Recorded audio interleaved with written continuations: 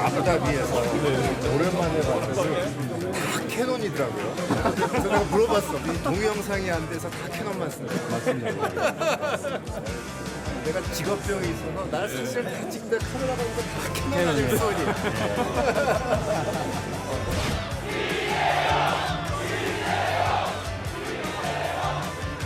감사합니다. 근데 왜 이렇게 아이폰이 많아요?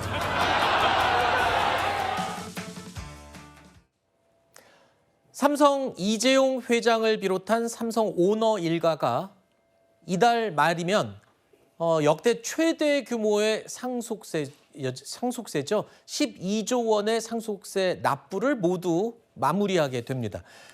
납부 기간만 5년이었고요. 6번에 나눠서 쉽게 말해서 할부로 이 상속세를 낸 건데 12조 원의 상속세라는 게 전 세계적으로 유례 없는 또 최대 규모였잖아요. 결국에는 이거를 다 냈군요. 그렇습니다. 2021년에 상속세 신고가 들어간 이후에 지금 6차례 걸쳐 납부하는 연부연납 방식으로 이제 올해 상속세 납부가 모두 종결된다라는 소식입니다.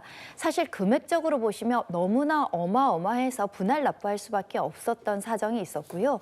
상속 재산 규모도 총 26조로 평가가 됐었습니다. 네. 부동산, 주식, 고가의 미술품 모두 포함해서 26조 원이고 각각의 상속인별로 많게는 홍라희 여사 같은 경우는 3조가 넘는 금액, 그리고 이재용 회장 같은 경우는 2조가 넘는 금액이 각각 부과되어 있는데요. 사실 2천억이라고 해도 어마어마한 그렇죠. 규모인데 2조라는 것은 상상할 수도 없는 금액입니다. 네. 이로써 상속세 납부가 모두 종결되면 이 뉴 삼성 체계가 공고화된다, 지배 구조가 안정화된다라는 반가운 어떤 평가들이 있을 것으로 예상되는 상황이고요. 네. 실제로 이렇게 어마어마한 상속세를 납부하기 위해서 홍라희 여사라든가 이부진 그리고 이서연 마찬가지로 주식을 일부 매도하는 여러 가지 어려움과 네. 또 노력이 있었거든요. 그 끝에 이제는 5년여에 걸친 상속세 납부가 종결된다라는 소식입니다. 그렇군요.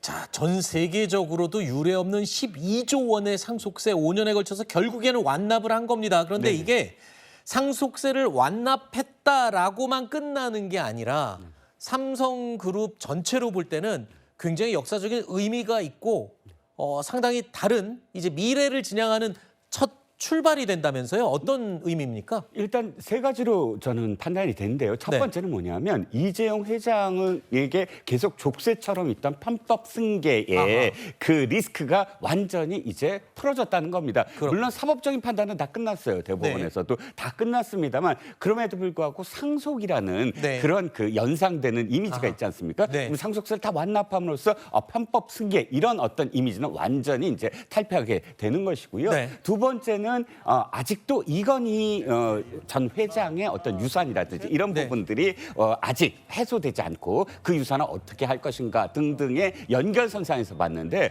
아까 변호사님도 말씀하셨지만 이제 이재용의 시대가 왔다라고 선언할 수 있는 네. 그런 계기가 될 것이고요. 마지막으로 실질적으로 들여다보면 이 막대한 재원을 지금 소요가 되잖아요. 네. 12조로 마련하기 위해서 계열사 팔고 뭐 하고 고배당 어떤 전략을 계속하고 그럴 수밖에 없었는데 그게 다 끝나면 어떻게 되냐면 앞으로는 투자 위주로 갈 수가 있다.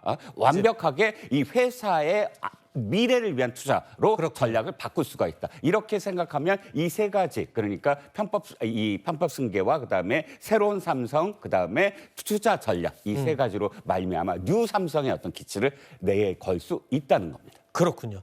여러 가지 면에서 발목을 잡아왔던 족쇄를 다 풀어 제끼고 이제는 오롯이 삼성그룹의 경영에만 전념할 수 있는 그런 새 출발점이 됐다. 이런 의미까지 해석이 가능합니다.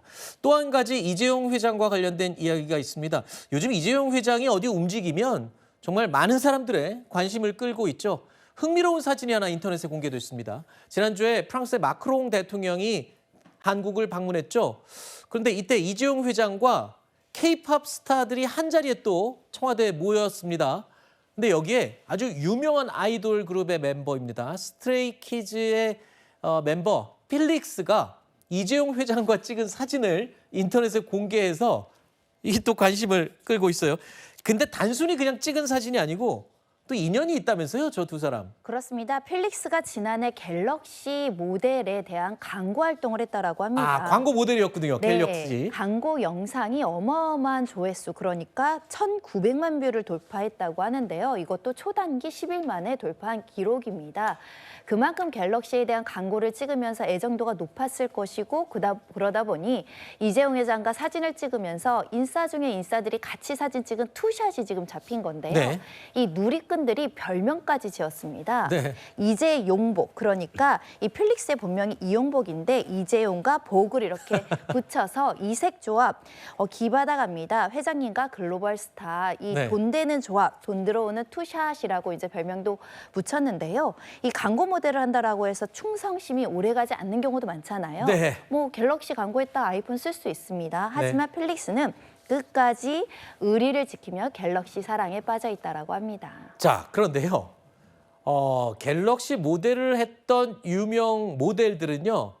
하나같이 또 의리가 좋은 공통점이 있다고 합니다. 바로 손흥민 선수도 갤럭시 모델을 했는데 아이폰 갖고 누가 셀카 찍자고 그랬더니 저는 안 됩니다. 전 갤럭시 모델이기 때문에 갤럭시만 갖고 찍습니다. 이렇게 또 의리를 지킨 유래가 있죠? 네, 일단 누군가가 달려와서 나의 팬이 사진을 찍자고 하는데 아이폰인지 갤럭시를 구분해서 대응하기는 굉장히 어려운데 그만큼 갤럭시에 대한 충성도가 높다라고 볼 수 있을 것 같고요. 사진을 안 찍어준 건 아닙니다.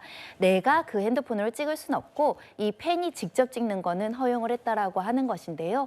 그만큼 BTS 슈가도 셀카 찍을 때 아이폰은 안 된다, 갤럭시만 된다 이렇게 이야기할 정도로 이 삼성전자의 갤럭시와 관련한 계약을 맺거나 광고 모델로서 활동한 아티스트들은 여전히 갤럭시에 대한 충성도를 보이고 있을 뿐만 아니라 그만큼 또 삼성 측에서 계약 관리나 연예인들 관리를 충실히 잘한다라는 반증일 수도 있을 것 같습니다. 네. 손흥민 선수가 참 팬들한테 팬 서비스 잘해주기로 유명한데 싫은 소리 잘 안 하거든요. 그런데 아이폰 들고 오면은 죄송한데 전 갤럭시만 찍습니다.